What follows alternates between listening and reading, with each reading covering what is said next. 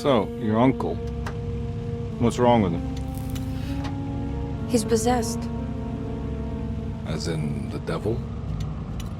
Something like that. He says a dark man is following him, watching him at all times. What do you make of it? It's nonsense, of course, but I'd be lying if I said it didn't bother me. You see, it runs in my family. Possession? No, detective. Deteriorating melancholy.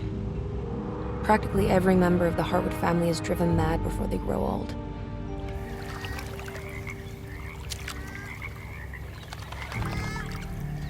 But Jeremy didn't kill himself. Is that why he's at Derceto? Despite being convinced that he is truly possessed, he decided to put his last chips on Dr. Gray and his psychoanalysis, figuring he might stumble upon some cure.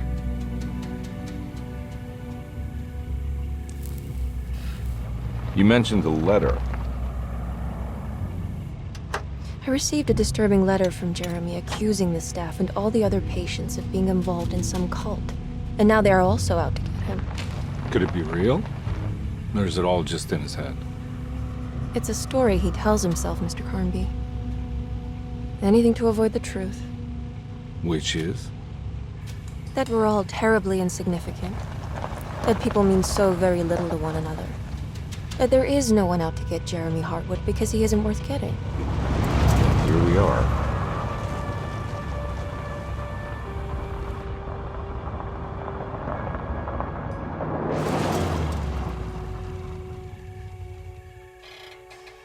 My uncle's not well, Mr. Carnby. I want to make sure he's all right. Then what's my part in this? You couldn't get a cab? I just wouldn't feel safe going alone.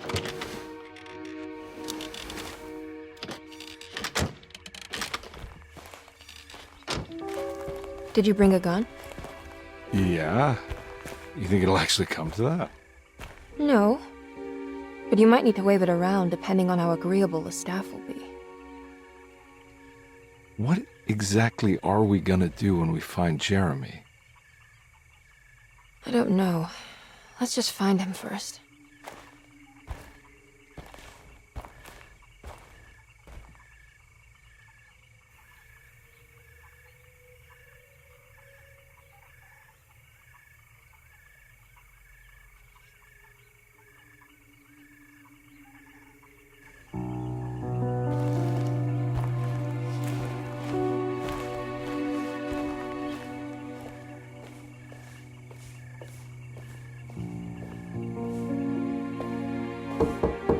Hello?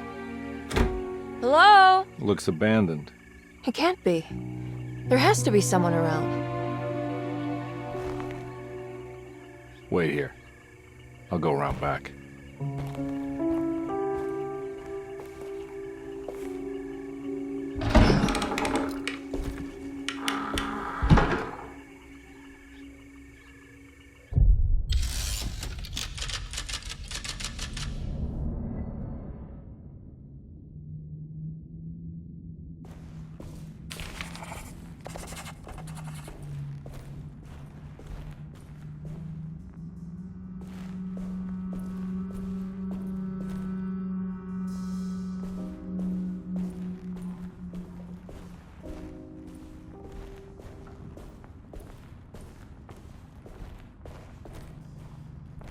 Now what do we got here?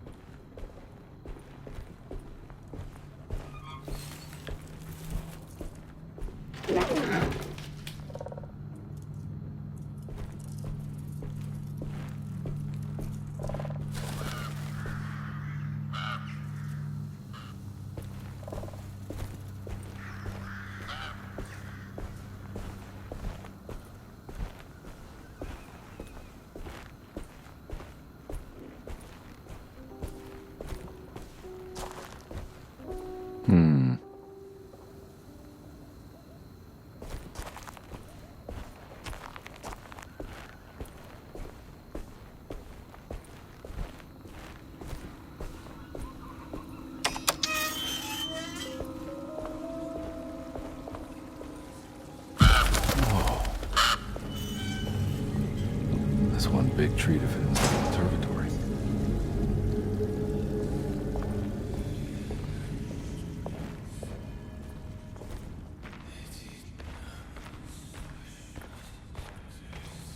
Huh? What?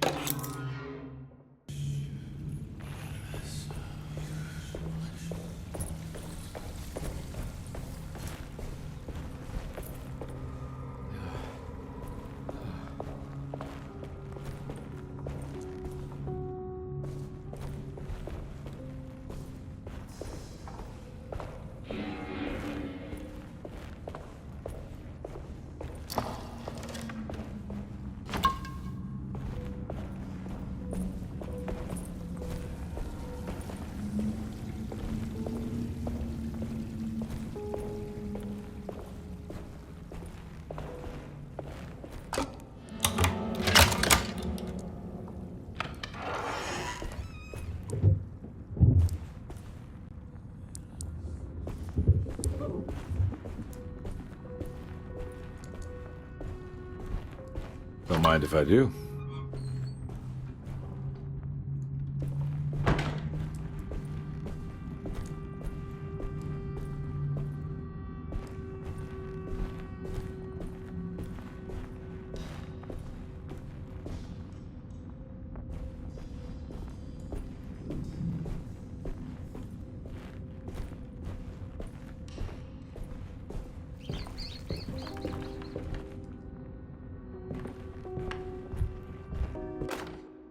Every day your silence weighs a little heavier.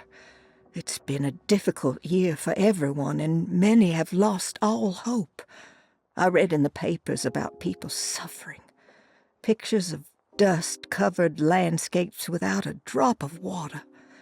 I wish I knew if you were still tending the earth or if you had turned your back against us. I have started to look for help elsewhere.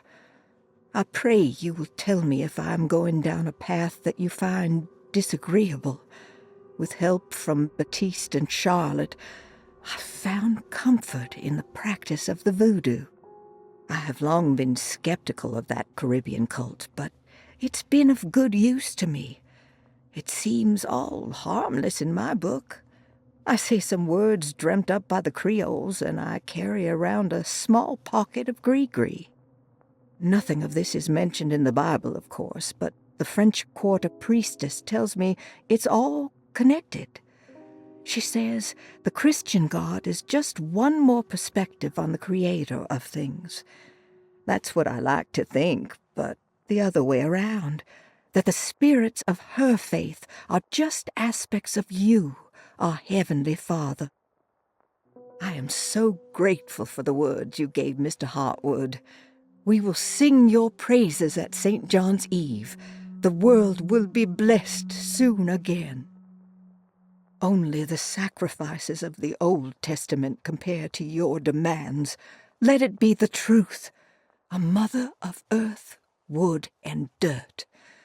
A mother of 1,000 young. Sacred sand, $1. Black cat oil, $1.50. Devil shoestrings, $0.25. That makes $2.75, madame. What was that you were telling the doctor?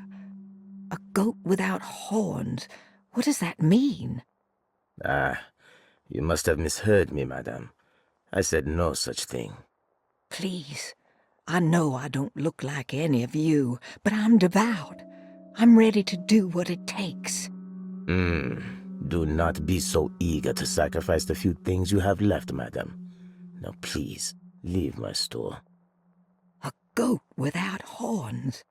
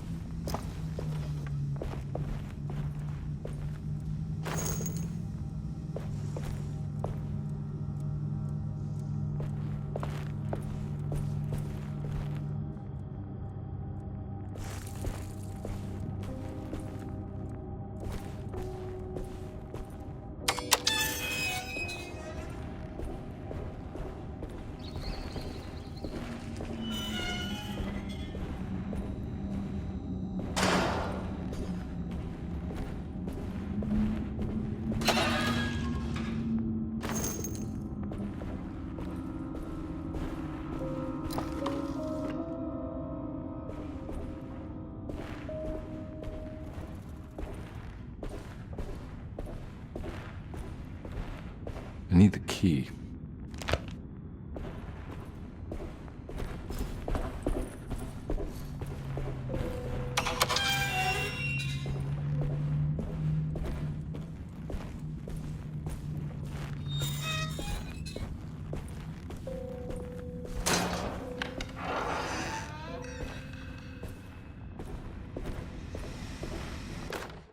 Please do not touch the boiler. It is working after all. While the sabotage has caused a leak, only the decorative plate has been completely ruined. Let's wait for Mr. Chance to turn up and he can take a look at the leak. Mr. Waits.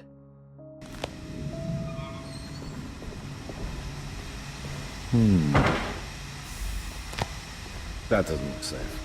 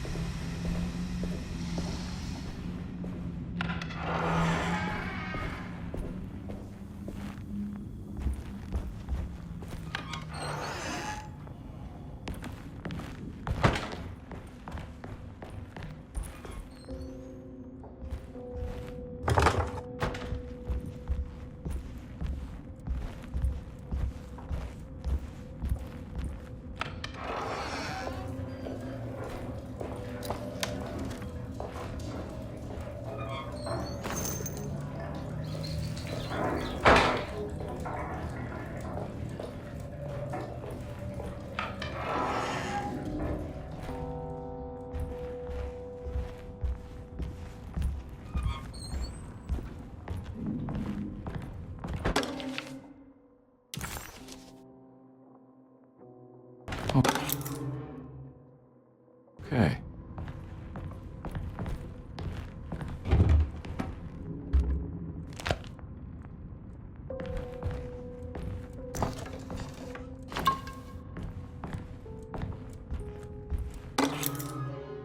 Sunday, June 22nd. I spent all day looking for Jeremy. I should have cared for the others, but I'm scared that he will do something irreversible. Cassandra is upset that I didn't give her the latest shipment of pain medication that Waits brought from the post office yesterday. I would have given it to her, but the company didn't send a new key this time around, so the box is just sitting there on my desk. They must have figured we had plenty of their gimmicky keys by now. I only remember seeing one lately. Grace was playing with it inside the grand parlor. Unless it turns up by itself, it will have to wait. I have to figure out where Jeremy is. I think Jack knew something. That dog of his found a strange rot permeating the house. She's showing us, he said. Like those blots and streaks of fetid rot was talking to him.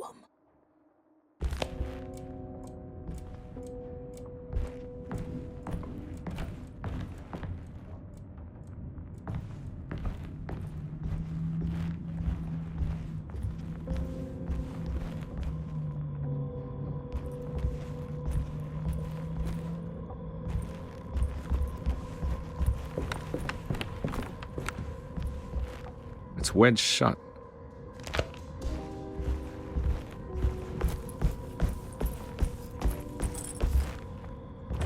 Looks important.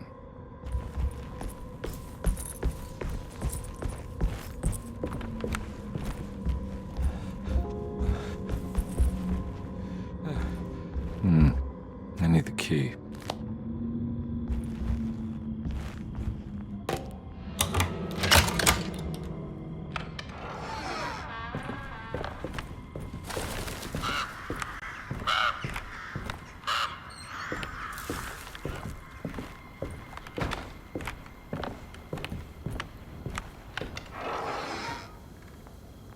Oh.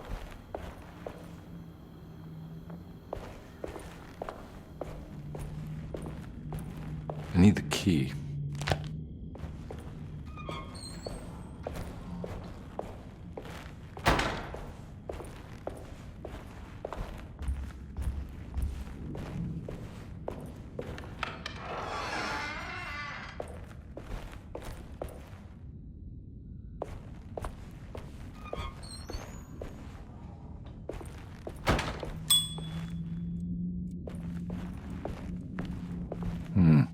I need the key.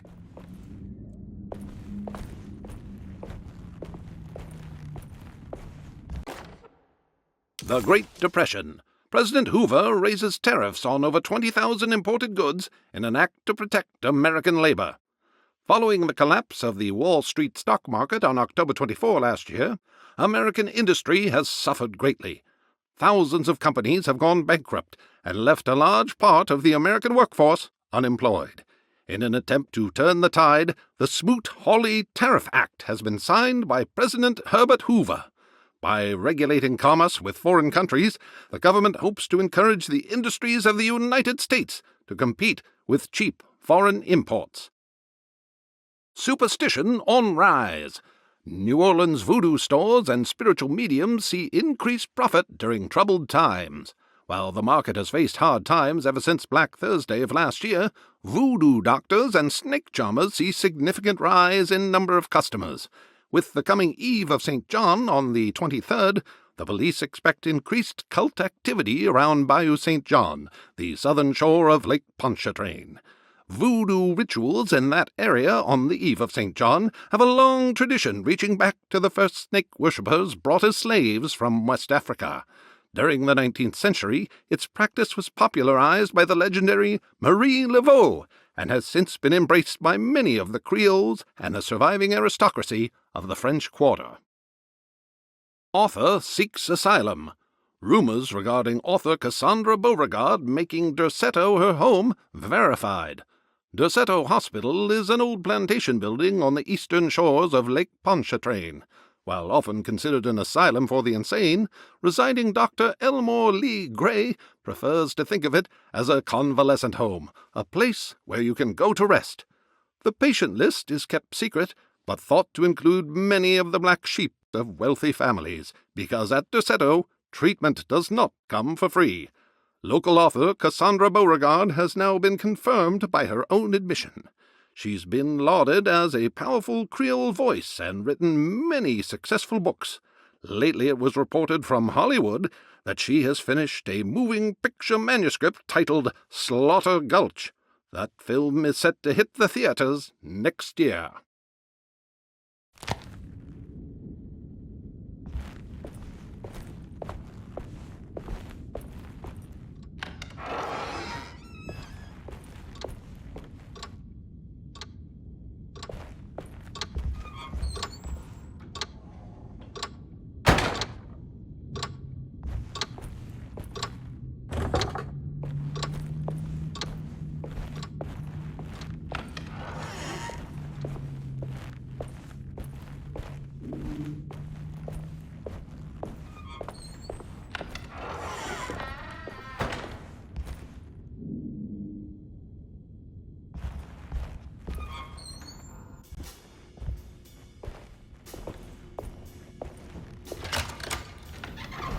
Thanks.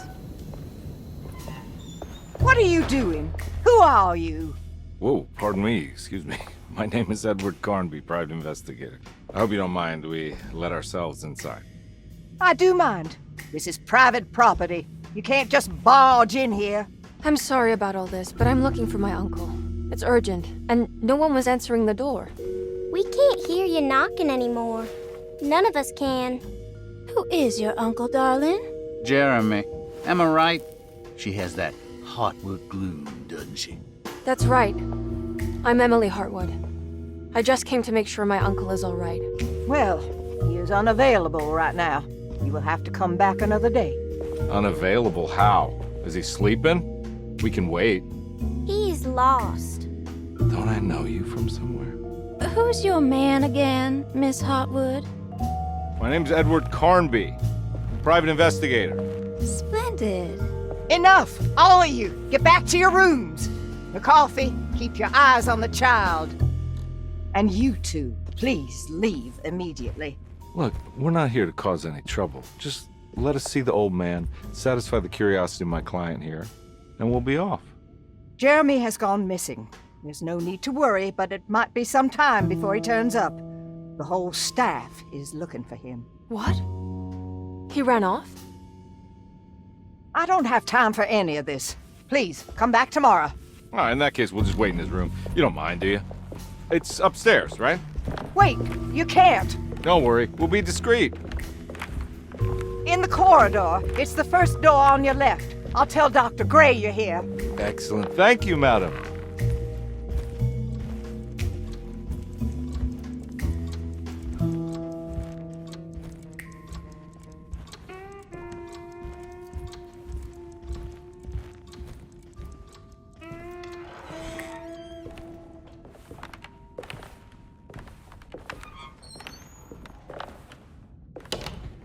All right, here we are.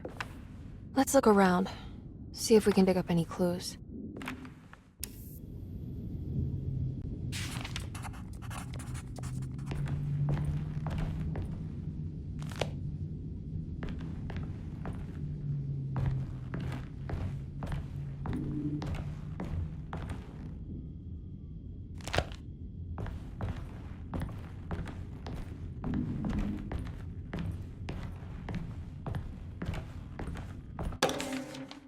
Every night the dark man stands opaque at the threshold of my room, counting the days until my spirit spills out of my tired shape. Only his pallid mask shelters my remaining sanity. Staring directly into the face of that demonic sultan would surely sunder time itself. Would he have looked the same to my father as he struggled for his life? Does his veiled face haunt my niece quite the same way? I wish so that I could rest my soul in that sunburnt convent of Tarawea.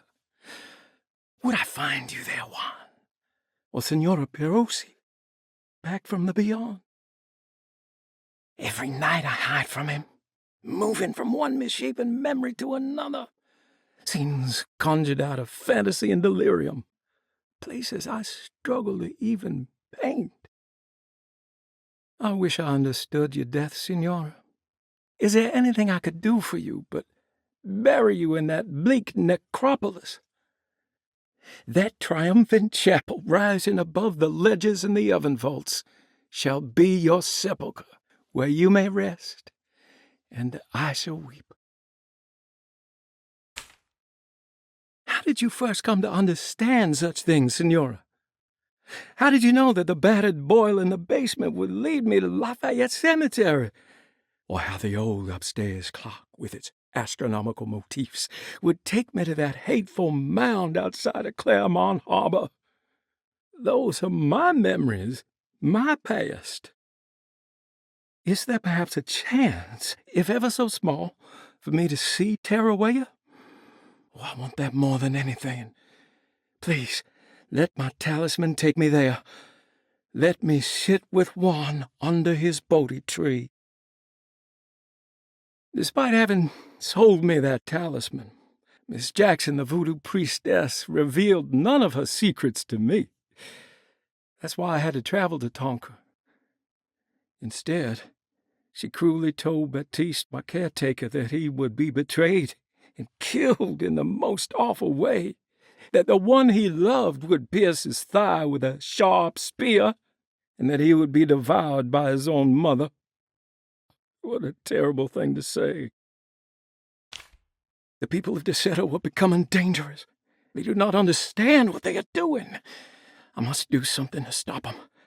I tried talking to Dr. Gray, but he confuses my worries. He's caught up in treating me. How can he expect evil to be cured with medicine and conversation? The orderlies, the housekeeper, and the patients are all deranged. They will call upon evil to enter this world. All will be lost. Everything. Unless I can find the clerk, Mr. Waite. He seems to be a clear-thinking man. Maybe Beauregard. The dark man offered me a prison, and I accepted. I signed that miscarried contract and entered the dark pact. Everyone is safe, except for me.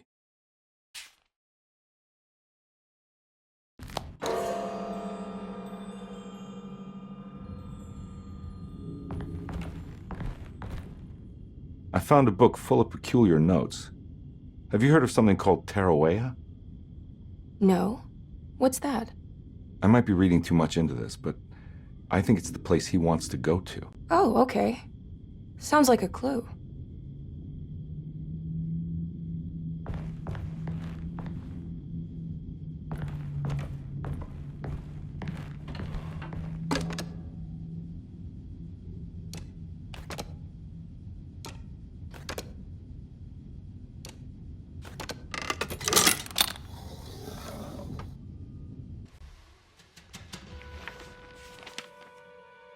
Hey, you know anything about this? Looks like some sort of talisman. No, I don't. Oh, help me out here, will you?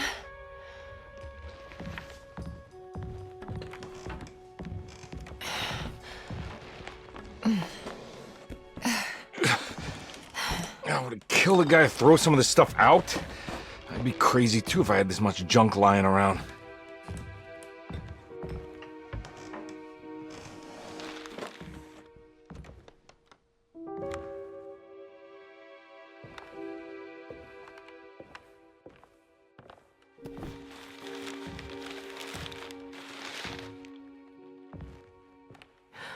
Oh, wow. That's striking. I want to save this one.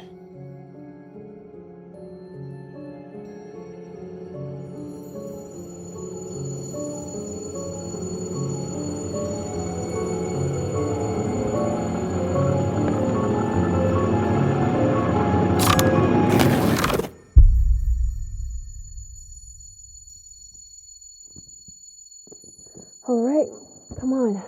I want to go see Dr. Gray.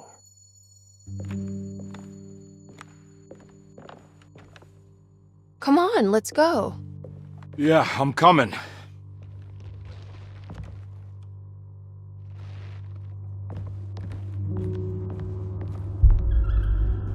Miss Hartwood.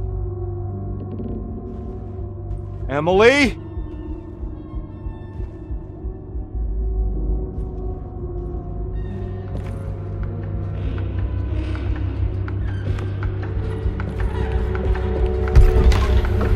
What the hell is going on?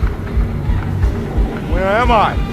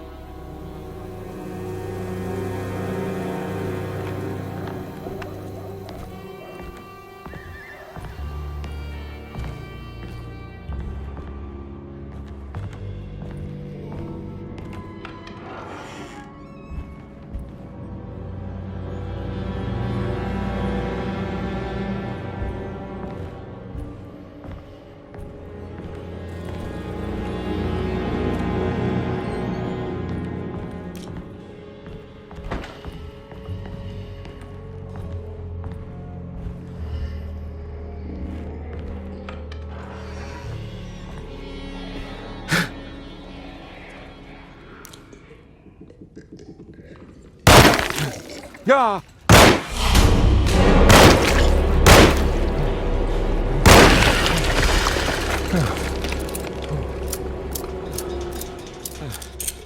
Christ, what the hell was that?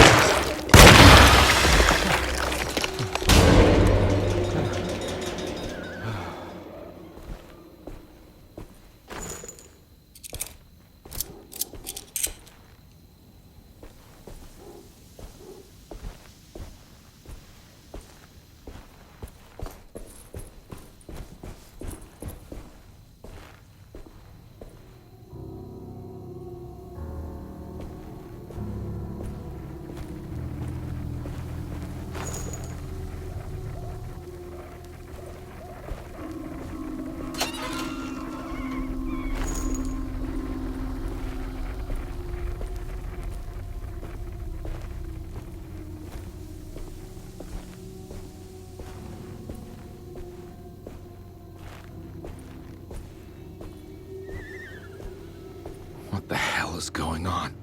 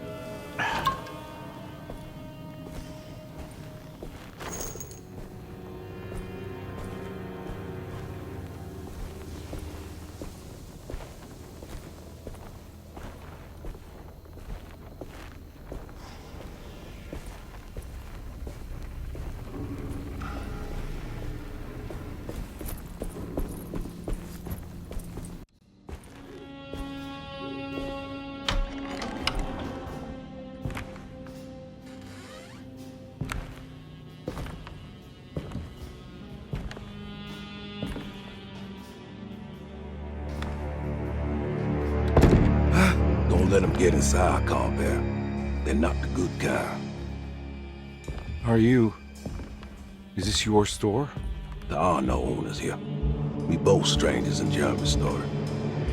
Jeremy did this. How? The pact with the dog man. Jeremy warned us, but we didn't think much of it. I'm Detective Edward Carnby. I was hired by Jeremy's niece to find him. Oh, yeah? How much she paying you? $150. She's sure getting her money's worth tonight. Are you a thinking man, compare? No, not if I can help it. You know, I think Jeremy's hiding in a way we can't find him. He has this juju necklace that guides him. The talisman? That's right. It's some magic charm he got from Miss Jackson down the street. The voodoo priestess? You know surprising things, compare. Yeah, the Mama Loa.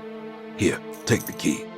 I locked the gate to save her place from all the ghouls and goblins getting inside. Maybe if you go there, you can find some clues to show you the way. Thanks. I'll have a look.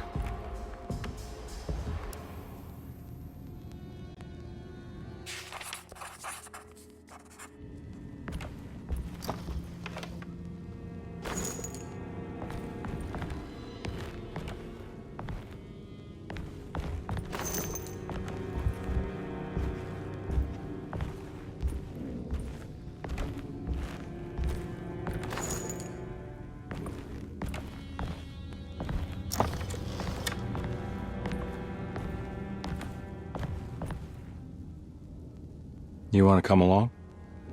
Nah, I'm gonna stay here for a while.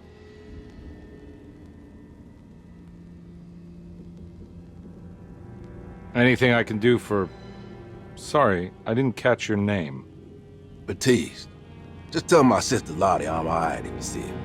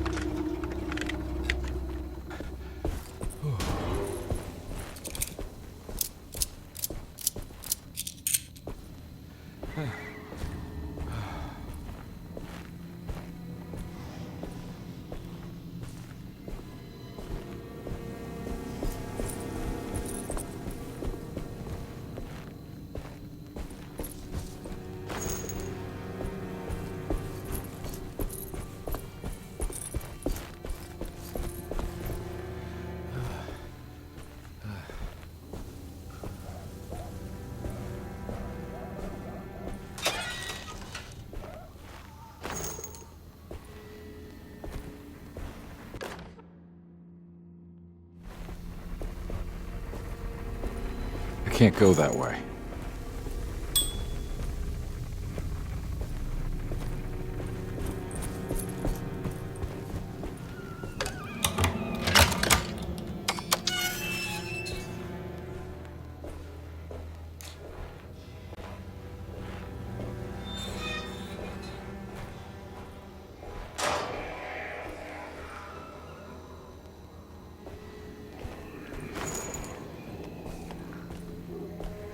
Oh.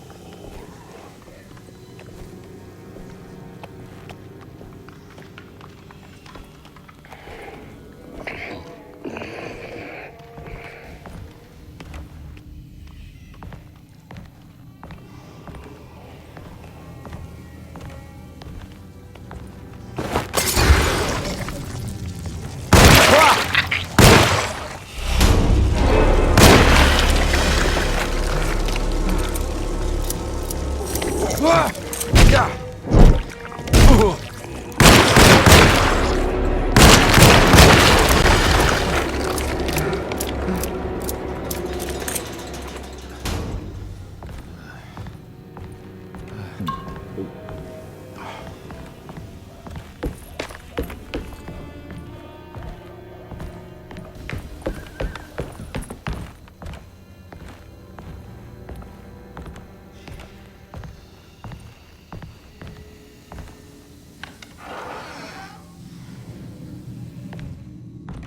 I recognize this place. It's Miss Jackson's seance parlor. Let's see if she's got any information on Jeremy's talisman.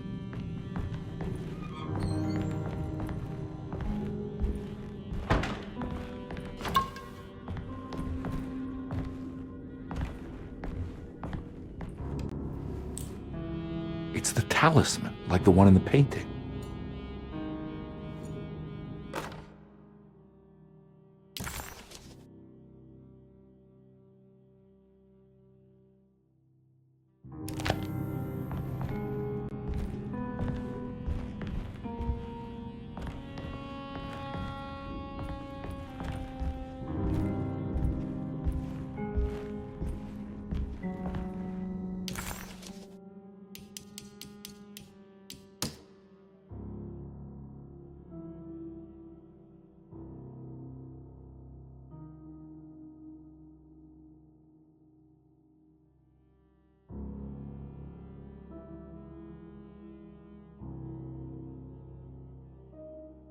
He recognized this place.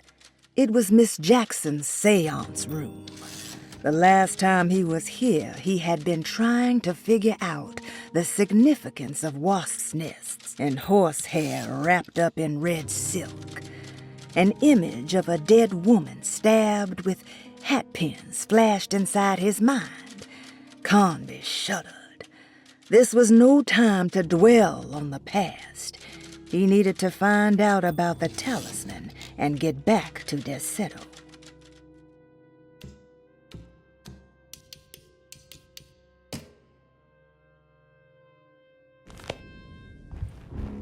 I think it's meant for the talisman.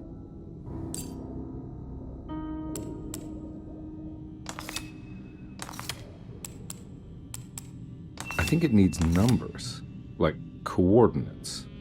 Maybe there's something in Jeremy's notes.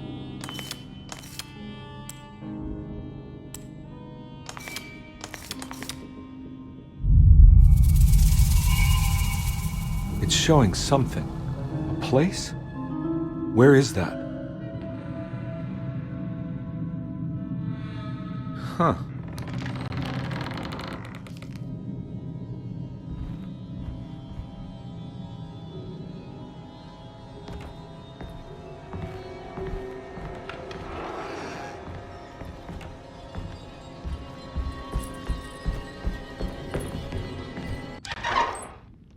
Detective, I was wondering when you were going to show up. Mrs. Thompson told me you were here. I understand you are working for Jeremy Hartwood's niece. Yeah, I guess so. I mean, you're not wrong. We came here for her uncle. I just didn't expect... I didn't expect this. You are Dr. Gray, right? That's right. You don't happen to have some identification, Detective. I'm not keen on having strangers prying into my business. Oh, Detective Edward Carnby, Decatur Street, New Orleans. Enjoying the Vieux Carré, Detective? Those old French quarters, the voodoo people, the gangsters. I'm sure you live an exciting life. Well, it's not quite like the stories, Doc. Just trying to make a living. Aren't we all making a living?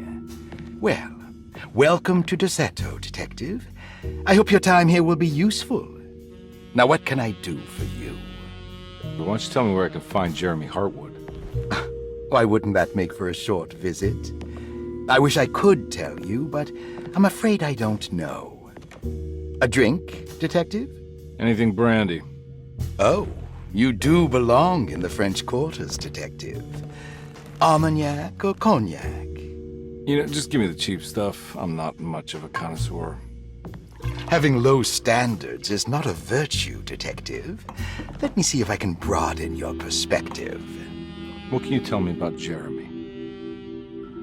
I wouldn't want to go into details about his condition. Doctor-patient confidentiality. I'm sure you understand. Sure, but he is crazy, and he's gone missing. Why? Here, try this. Ooh, it's good. Got a bite? It's called a sidecar. The trick is not to be afraid of the tartness of the lemon. Then, for goodness sake, don't overdo the triple sec. Okay, what can you tell me about Jeremy? Well, let me think. He is an anxious man, constantly worried about events not presenting themselves according to his model of predestination. He complains about things not being carried out in the right order, and that some things simply shouldn't be. Is any of this helpful to you? Not really. I was hoping for some direction where to look next. I'm sorry. I have nothing for you then. You should talk to my orderlies. They have been looking for him for a while now. I'm sure they would appreciate your help. Yeah, I ran into Batiste earlier. Come to think of it, he might have given me a lead. Oh, excellent. So your investigation is already underway. I'm gonna go, but I'm sure we'll meet again. Looking forward to it. Safe returns.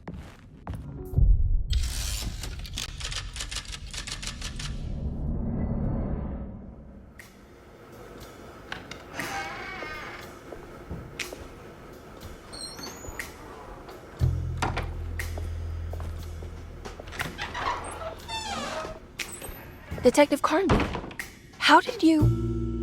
where did you go? I was just talking to Dr. Gray. You disappeared. No, it's not what you think. Have you found anything strange going on here? Yes. Everyone is being incredibly evasive and I can't figure out why. No, I mean something you can't explain. Paranormal, even. Detective, I really need you to get yourself together. I can't do this alone. Forget it. I'll figure it out. Do you want to come see Dr. Gray? No, I want to try something. With this talisman, I think I can follow Jeremy to the place he mentioned in the book. What was the name? Do you remember something Spanish? Teroea. Yeah, that's where I need to go. Detective, are you gonna be all right? Yeah, of course. Go talk to Dr. Gray. We'll rendezvous later.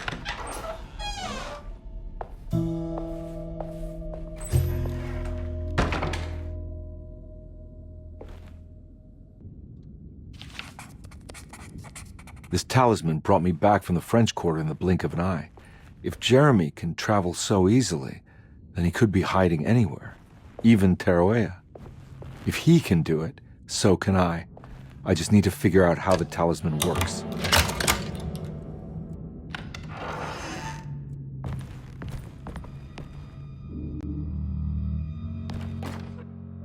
Paul, you're right about the plates on the boiler and the clock. They have been sabotaged, and I think I know who did it. They have something to do with Jeremy's episodes and how he seems to disappear at night. Right now, it's important that you keep an eye out for any of the pieces. I want to find out if I can repair the plates. Let me know if you find any of them. Lottie. Tell Lottie to take a look at the well in the kitchen garden.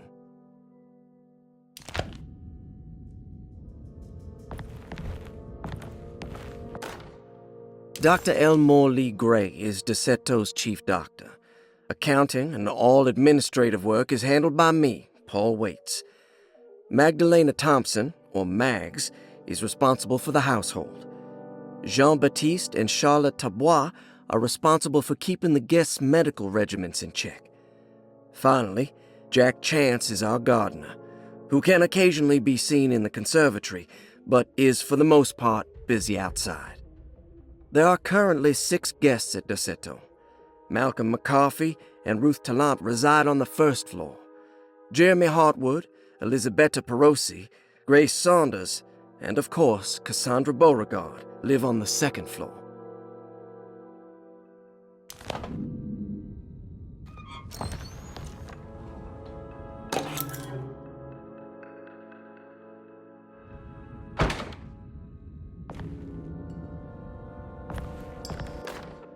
Saw your notice in the boiler room. You should know Mr. Chance won't be coming back. I got no business being in there myself, but you can take a valve from the wine cellar if you want to try to stop the steam pouring out. Be careful.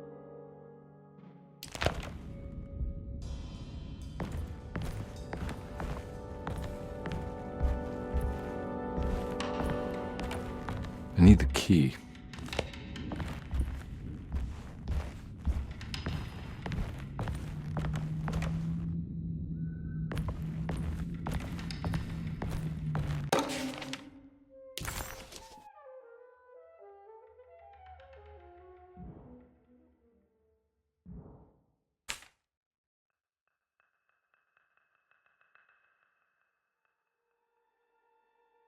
Cassandra Beauregard, the beloved author. Very exciting, isn't it? What do you want to put down for reason for admission? What her agent told us. Cassandra suffers from writer's block and needs to finish her moving picture script before the end of June. Mr. Chardot suggests Cassandra's heavy use of barbiturates is holding her back and risks ruining her career. And how should we summarize her personal history? Let's keep it short. Cassandra Beauregard is a beloved crime author who managed to pull herself out of poverty and into stardom. 5 years ago, she tried killing herself by jumping off a balcony. The incident left her a cripple, and now relies heavily on her wheelchair. And for diagnostic impressions? Cassandra suffers chronic back pain following her suicide attempt. She self-administers morphine to keep herself ambulant, but has become addicted, and the desired effect is now lost. The drug abuse clouds her mind, and she is unable to focus on real life. To save herself from this insight, she instead makes up stories to fill out the gaps in her own thought process, resembling the Korsakoff syndrome.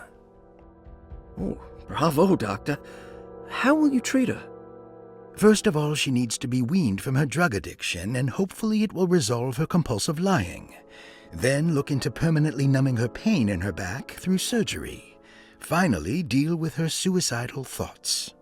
Fantastic. With such a short time before June, I really hope she gets better soon. We will do what we can. Grace Saunders, 11 years old. Reason for admission? The mother insists on strict supervision by a proper gentleman to avoid further perversion of Grace's adolescence. Personal history? Grace's family possesses modest wealth and status. Her childhood seems ordinary, spending most of her time with private teachers and family friends. Grace's father recently passed away, leaving her mother the sole caregiver. And diagnostic impressions? Grace has trouble dealing with her father's death. She is willingly suppressing her feelings on the matter and isn't properly acknowledging the trauma she suffered. Any planned treatment? Grace needs nothing out of the ordinary. She simply needs parental guidance. Eventually, we can work on her feelings toward her father. Thank you, Doctor. I'll finish the paperwork and get her installed. Malcolm McCarthy, 54 years of age. Reason for admission?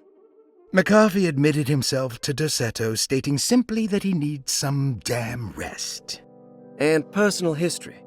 McCarthy claims he used to work as a lawyer in Baton Rouge, but says he can't go into details because of some legal dispute. His background remains largely a mystery, except for the occasional clue that he drops in conversation. Huh. And diagnostic impressions? McCarthy is an anxious man and an alcoholic. He often tells half-truths due to some deep-seated inability to trust other people. And how will you treat that? McCarthy will take some time to open up. Spending time with Jack's dog or the child should be good for him. Their harmless nature will help build his sense of trust. Thank you, Doctor. Elisabetta Perosi, 33 years old? What should I put down as reason for admission? Well, Perosi broke into Derceto and was found wandering the grand parlor. She was confused and suffered partial amnesia. She insisted she belonged here and offered to pay for her stay. Right. What do you make of her story? Perosi claims to have been a member of the Astarte artist colony some 20 years ago, a claim that seems contrafactual due to her young age. She looks to be and even thinks she is 33 years of age. That would make her a child at the time.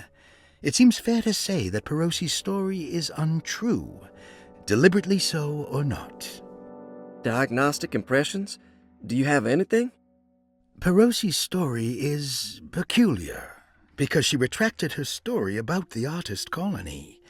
She no longer claims to be the same person as Elisabetta Perosi. However, my staff's research has confirmed there was a Perosi at that time who was in her early 30s. I suppose this case will take some time to investigate. How will you go about it? I wanted to contact the real Perosi, but it seems the whole colony disappeared one night. September 29th, 1915, during a hurricane. I will have to take it slow and figure out what this spell of impersonation could have been. Oh, I'm sure it will all clear up eventually. Thank you, Doctor. Ruth Talon, 29 years of age. Reason for admission? Ruth's father wishes that his daughter be removed from New Orleans nightlife for the foreseeable future. He fears that her overly free spirit is tarnishing the family's reputation. Sounds simple enough. Personal history? Ruth comes from considerable wealth. Her family owns several hotels and restaurants. Unlike the rest of the family, her sense of adventure has taken her around the world, including France during the Great War as a photojournalist. The last decade, she has provoked many rumors of being a debauched flapper, bordering on nymphomania. And diagnostic impressions? Despite her father's frivolous reasons for her to be admitted, Ruth does seem to provide an interesting case. She is refreshingly open and doesn't shy away from talking about her life during the war or her continuous celebration after returning to the States. She is admittedly a sexual deviant and feels no remorse. And her treatment plan? Simply staying at Derceto should do wonders for Ruth. If not, at least for her family's reputation. Ruth doesn't need to change, but with therapy I might be able to share with her some sympathy towards her family. I doubt she will settle down and become as dull as the rest of them, but at least she might try to be more discreet in the future. Looks like all the patients are accounted for, except for Jeremy. There's no way I can get into this thing. Better leave it alone.